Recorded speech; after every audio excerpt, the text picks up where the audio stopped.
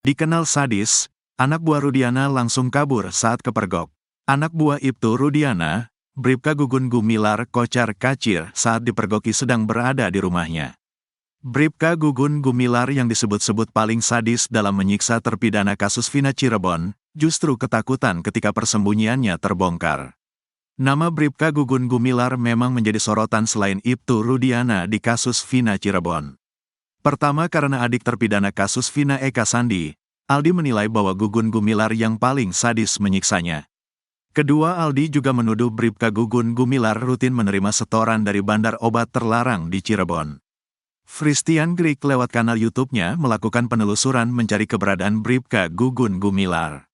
Saat kasus Vina terjadi pada Sabtu tanggal 27 Agustus tahun 2016 silam, Bribka Gugun Gumilar bertugas pada unit narkoba Polresta Cirebon. Rupanya kini Bribka Gugun Gumilar bertugas di bagian Reskrim Polsek Kesambi. Kapolsek Kesambi Ibtu Suganda bahkan tak mampu berkata banyak mengenai anak bawahannya. Ibtu Suganda tak mau bernyanyi soal proses pemeriksaan yang dijalani Bribka Gugun Gumilar di Mabes Polri terkait kasus Vina Cirebon.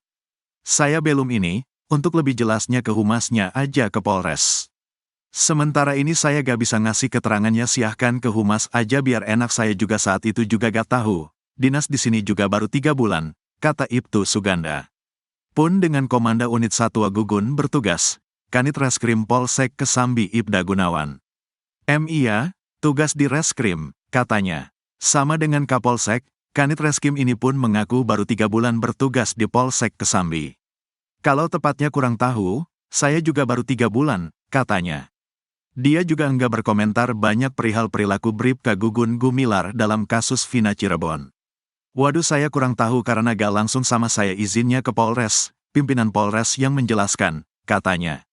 Christian Greek juga menemukan alamat rumah Bribka Gugun Gumilar. Rupanya Gugun tinggal di sebuah perumahan. Rumah Bribka Gugun Gumilar memiliki pagar warna bata. Dalam garasinya terparkir mobil merah dan motor Matic hitam. Kondisi 2 kendaraan ini sudah diselimuti debu. Awalnya memang Bribka Gugun Gumilar tidak nampak. Namun beberapa waktu kemudian tampak seorang pria bertubuh gempal mengenakan sweater abu-abu senada dengan bajunya yang dipadu celana jeans biru. Pria itu juga memakai masker. Ketika melihat Christian, pria yang diduga kuat Bribka Gugun Gumilar itu langsung masuk ke dalam rumah dan mengambil mobil hitam. Seketika memakai helm, ia langsung tancap gas menghiraukan permintaan konfirmasi dari Christian Greek. Tindakan Gugun Gumilar yang memilih kabur ini berbanding terbalik dengan kesadisannya terhadap terpidana kasus Vina Cirebon. Aldi dalam kesaksiannya di sidang PK kasus Vina bercerita ada 2 orang yang paling sadis saat menyiksanya. Ada 2 orang, kata Aldi saat menjadi saksi di sidang PK Saka Tatal. Aldi mengungkap 1 polisi bernama Aris Papua. Polisi kedua menurut Aldi adalah Gugun Gumilar. Namanya Aris Papua sama Gugun.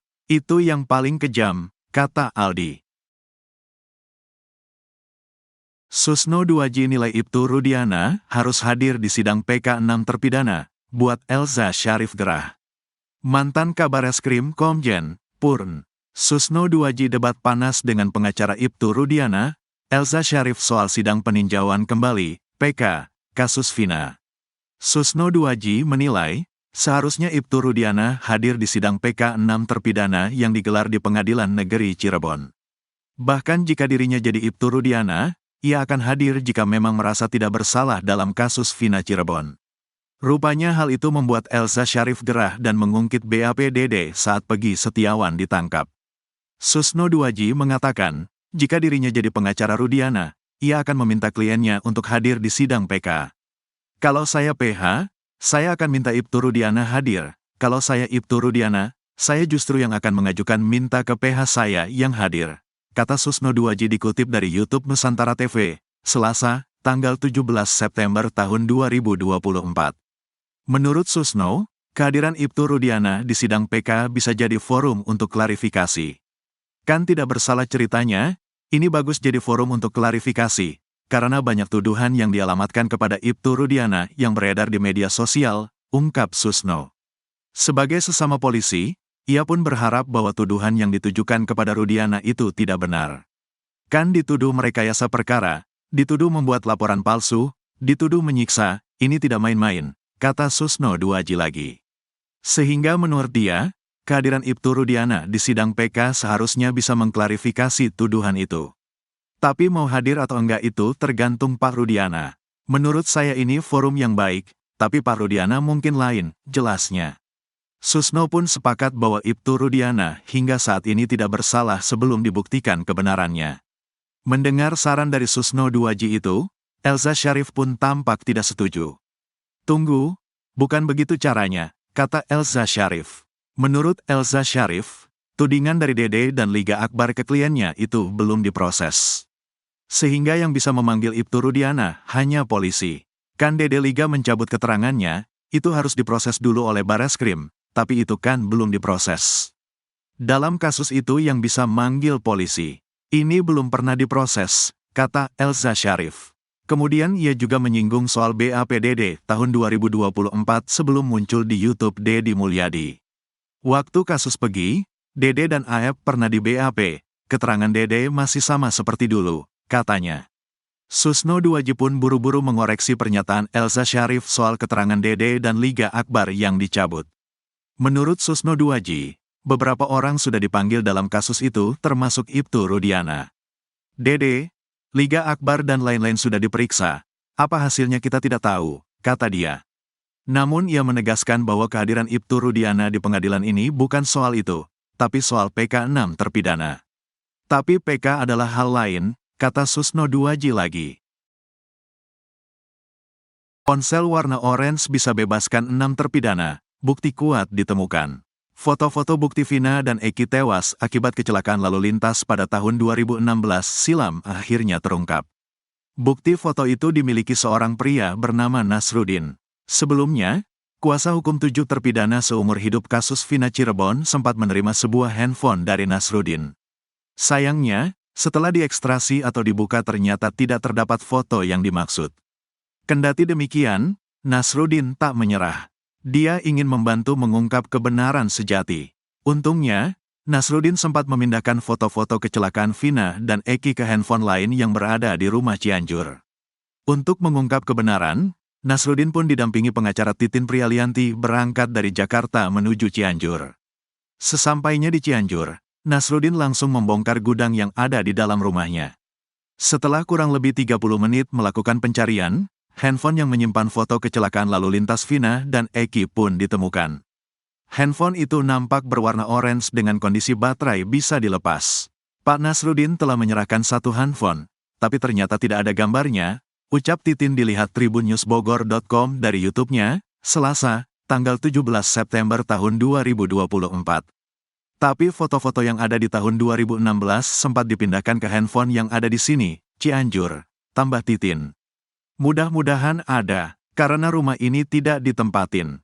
Pak Nasruddin ini tinggal di Ciputat, sambung Titin.